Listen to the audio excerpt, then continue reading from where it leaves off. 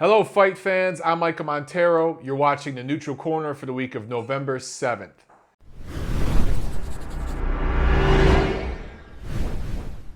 All right, so November's here. I mean, I can't believe it's already November. This is crazy. The year is just flown by.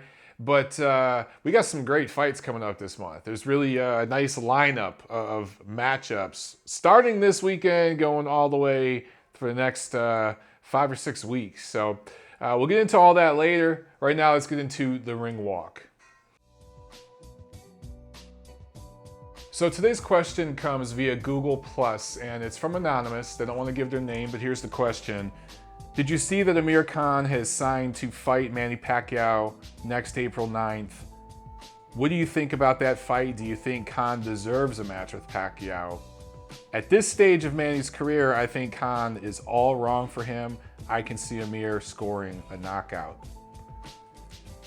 Well, first of all, let me just put to bed any rumors you guys have heard, or you may have seen a story on the Daily Mail. I believe that's the website. For my friends on the other side of the pond in the UK, you're very familiar with that site, and you know that they've gotten it wrong many, many times. There's one reporter in particular that seems to jump the gun on stories like this. There's been several stories they've come out with over the years that never materialized.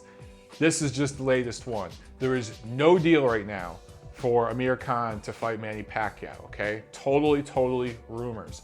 He is a leading candidate. He's up there with some other guys, mainly Terence Crawford, and I'll talk a little bit more about Crawford and why I think he's the top candidate and will probably get the fight. But let's talk about Amir Khan. Look, Amir Khan's been doing a lot of talking in recent years. He tried really hard to get a fight with Floyd Mayweather, and that just never materialized. I think in the back of his mind, he'd love to get Floyd's comeback fight next year when he comes back for that 50th fight. And he positioned himself to get that fight. He was with Golden Boy Promotions, and to my understanding, he's still technically promoted by Golden Boy, but he signed with Al Heyman as an advisor last year. And that's when I really thought, I drank the Kool-Aid. I thought Amir Khan was going to get that fight. I made videos about it. But he didn't get the fight. Mayweather went a different way. But with Khan's promotional situation now, again, I still think he's affiliated with Golden Boy, but he's still advised by Al Heyman.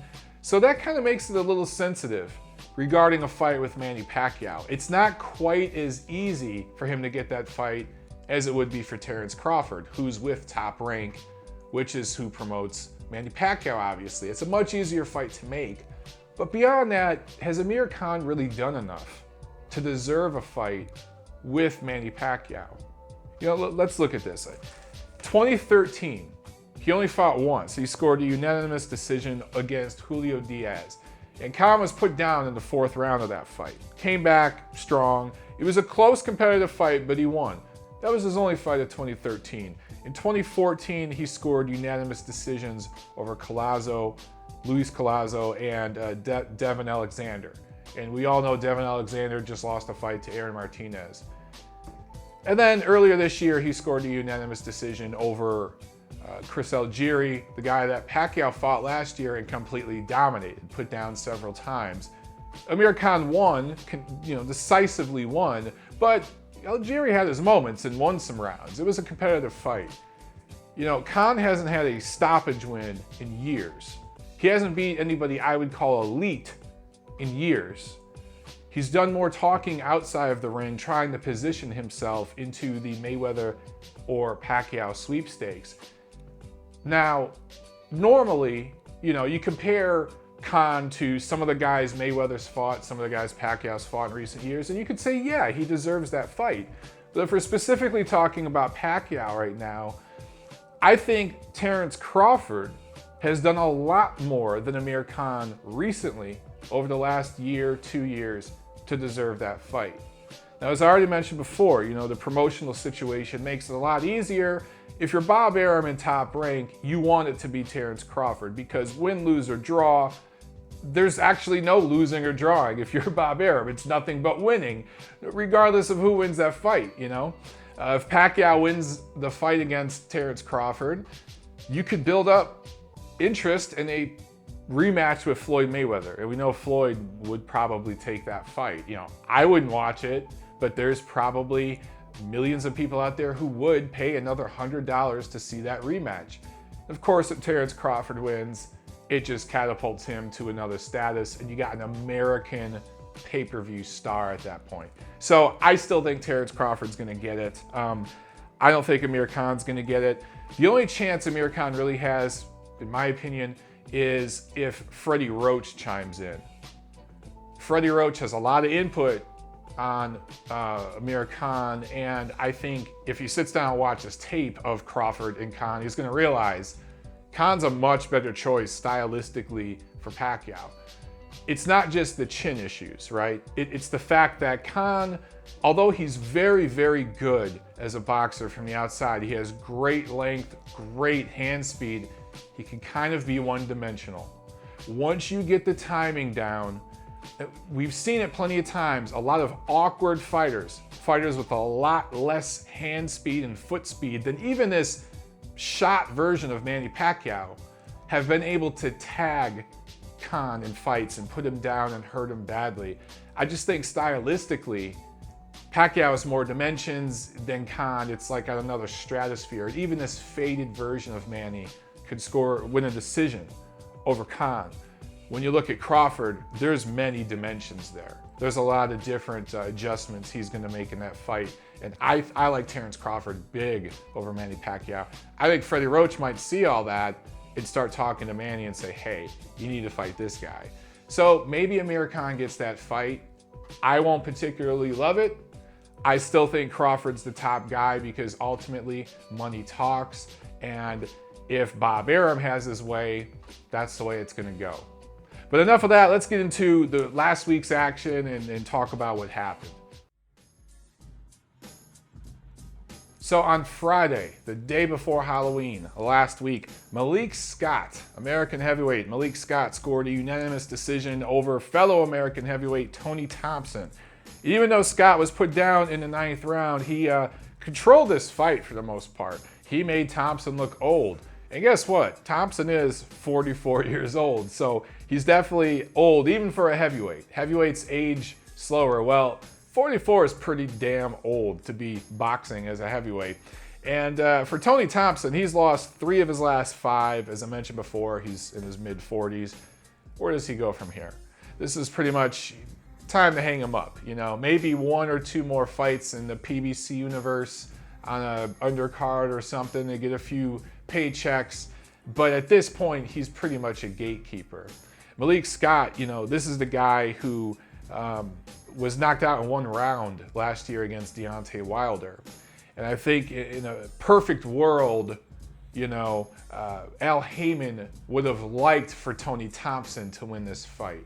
I think it's obvious they're going to try to get Wilder 1 more fight before they finally give in and fight Povetkin. They're going to push the fight with Povetkin several months into the spring of next year if they can. And the WBC has been kind to Al Haymon and done favors for some of his fighters. If you look at the situation with Wilder and Berman-Stavern, you know, that was a mandatory fight, and they were able to push that fight back several times, and it worked in their advantage. I think we'll see the same thing here, but Malik Scott wins. If you're Al Haymon, you can't put Wilder against Scott now. So I don't know what he does with Malik Scott here. For Scott, look, he's 35. He's still relatively young for a heavyweight. He went pro in 2000. He's been around forever, but he's just one of those guys that against the top level, he's never gonna get it done. He's got that sparring partner mentality. I've talked about that in other fights. But, you know, it remains to be seen. I do think Deontay Wilder is gonna have another fight. It's not going to be Malik Scott, but he just, you know, worked himself into another payday on another PBC card in the future. The following night on Halloween in Houston, Jermell Charlo scored a 6-round TKO over Canadian Joaquim Elsine. And this was, you know, for Charlo, I think it's Jermell and Jermell. Jermell and Jermell. I don't know how the hell you say it. The 2 brothers. Jermell is supposedly the less entertaining of the 2. He only has 12 knockouts in 27 fights. This was a fairly entertaining fight for him, right? He scores the stoppage, looked pretty good, but man, Alcine looked old. Alcine, I think he's only 39. He looked like he was 59 in there. And I thought to myself, man, this guy, when was the last time he had a real win that anyone cared about? And I look back, in his last 12 fights, Alcine is 3-7-2. 3-7-2. I'm not even sure that this bout should have been sanctioned. This was a headliner. 3-7-2 in your last 12 fights. That's the kind of record that you want going up against a prospect, not a quote-unquote contender, which Jermell Charlo is. For Charlo, though, he now has the win over Alcine, but he's also beat Gabe Rosado. He's beat Vans Martirosyan. He has a couple of quality wins. He's absolutely ready to challenge for a title. But who's he going to fight? Erislandy Lara has a title at 154. His brother has a title at 154. Obviously, he's not going to fight his brother. Liam Smith has a title. Can that fight be made? The promotional situation, I don't know. But something like that might be interesting. Al Heyman's worked with several British fighters recently. Maybe something like that can be worked out. But man, I just looked at the 154 division. Now that Canelo's moved up, and I know he's talked about all these catch weights and all that. Trust me, Canelo is going to be a middleweight from now on, okay? Looking at the rankings at 154 pounds, it's a kind of weak, wide open division at the moment. People will talk about Canelo Alvarez. Oh, he's fighting at 155 pounds. Maybe he'll stay there. Guys, no. All the talk of catch weights with Canelo and all that, forget about it. He's moved up to middleweight. He's going to be at a middleweight division from now on. I think the actual class of the 154 division is probably going to be Demetrius Andrade or Andrade. That's the way it looks to me, but I've heard people say Andrade. He seems to be the most talented of the bunch, best size, best tools. He can switch up and fight from both stances. The Charlo brothers are entertaining. I just think Andrade's better. So it'll be interesting, though, if these guys fight each other. If they all start fighting each other, maybe this division will get interesting. But right now, I just don't care about junior middleweight. So Wednesday, November 4th, in Russia, WBC mandatory, Alexander Povetkin, the Russian, goes up against Polish fighter Mariusz Wach, who's 6'7", 6'8", perfect opponent, really. Not perfect, but a very, very good opponent for Povetkin to be facing, to prepare him for the size he's going to see if he actually gets the Deontay Wilder fight. It's actually a pretty good card. On the undercard, there's two different cruiserweight title fights, and the Argentinian 140-pound titleist Cesar Rene Cuenca, 48-0 with 2 knockouts. Going for that 49-0 mark. Could he be the new TBE? He fights on the undercard. So this Cuenca guy, those of you who follow me on Twitter, you've seen me tweet about this guy. It's kind of hilarious. He's from Argentina. Look him up, Cesar Rene Cuenca, Cuenca. This guy's 48-0 with 2 knockouts. He won a vacant title in a horrible title fight. I think earlier this year, vacant 140-pound title. This will be his first title defense, but he's fighting undefeated Russian Edward Troyanovsky, who's 22-0 with 19 knockouts, fighting a Russian in Russia. So I don't think we're going to see that magical 49-0, guys. For now, Floyd Mayweather remains the TBE. But for the main event, let's stick with the main event. Obviously, you got to like Povetkin here. And I think Povetkin, there's 2 ways to go about this. Do you make a statement? Do you go out there and try to blast Mariusz Wach out of there and put the whole division on blast?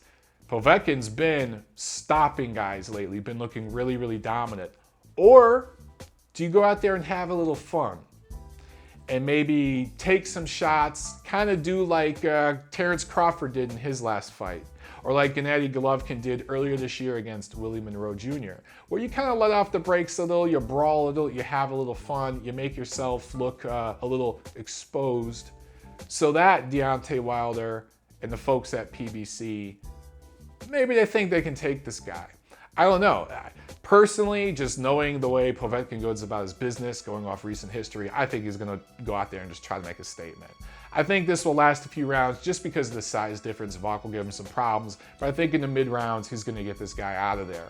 I think also it'll be a big thing for Povetkin to stop Wach, because a few years ago when the Pole fought heavyweight champion Vladimir Klitschko, Klitschko couldn't get him out of there. Now, Wach was on steroids at the time, and he got in trouble for that.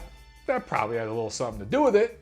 But for Povetkin, it could kind of be a moral victory as well if he can stop this guy that the champ who beat him down wasn't able to stop.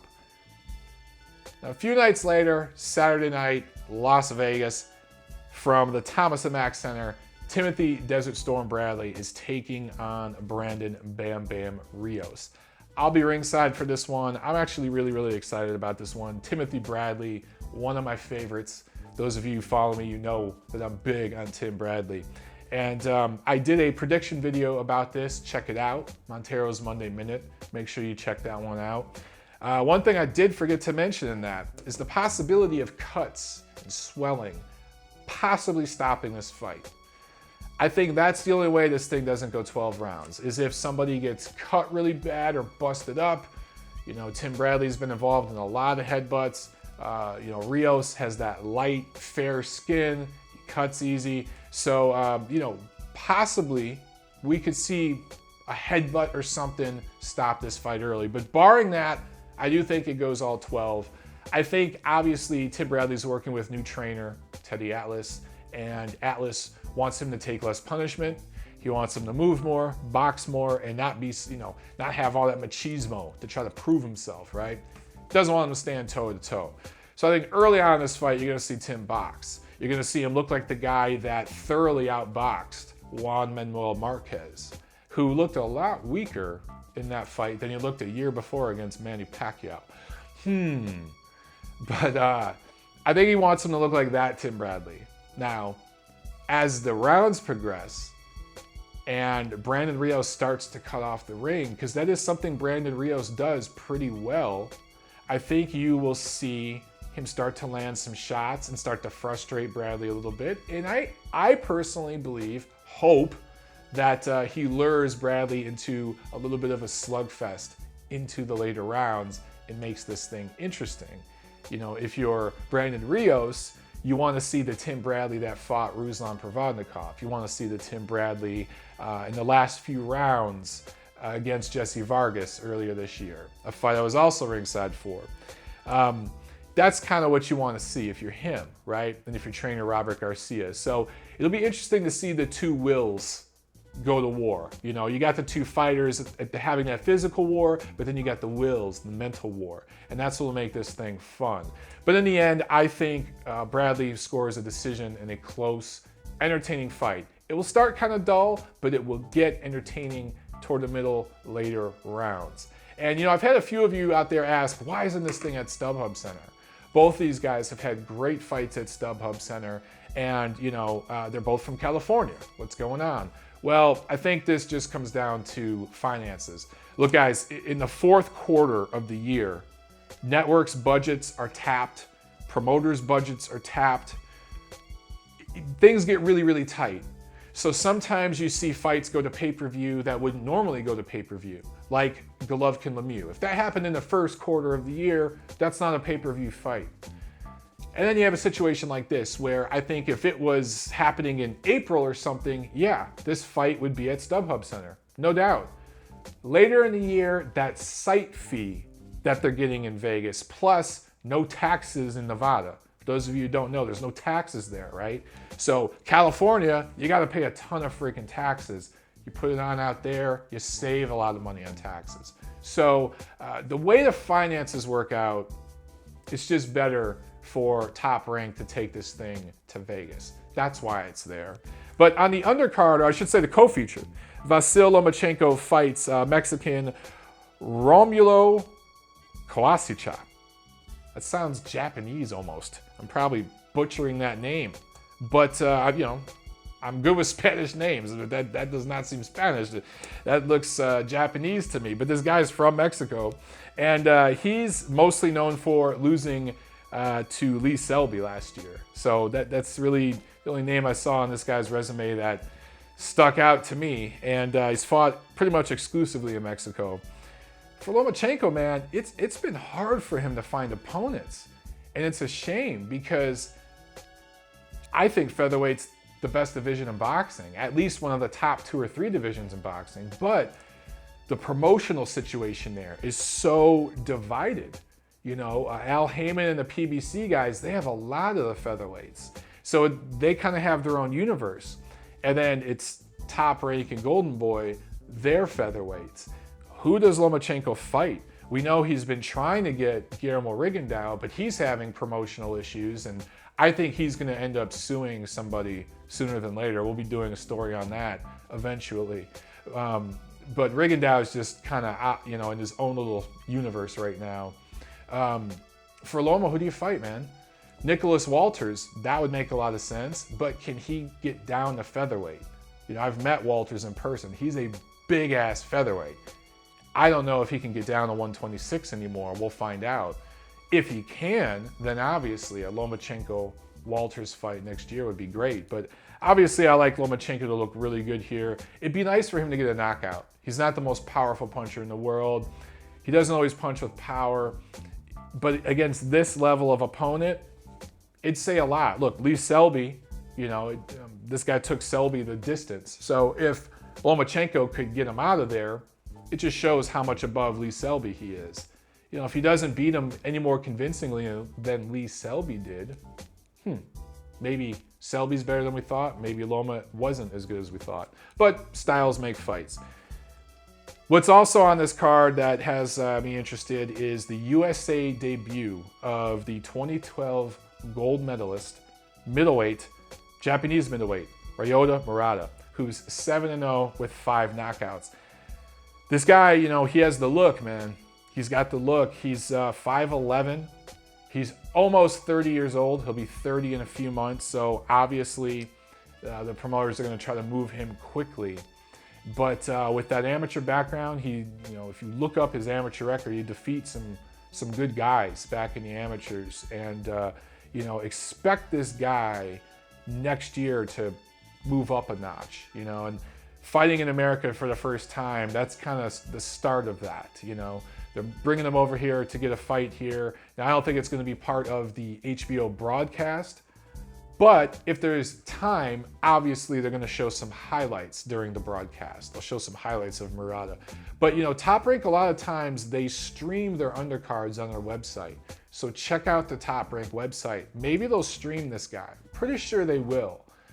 And even if not, you know, you'll probably see something on YouTube. But this guy, I'm excited about him, man. He could bring a lot of attention to boxing over in Asia. Japan already has a boxing scene, but they've already put him on in Macau once, and they're really trying to build that market, Top Rank is. So, you know, if his profile continues to rise and they can bring him over here, that's a big thing too. But that's all of the action going on this week, guys. Let me know what you think. Comment below. Let's get the conversation started. I'll see you guys ringside.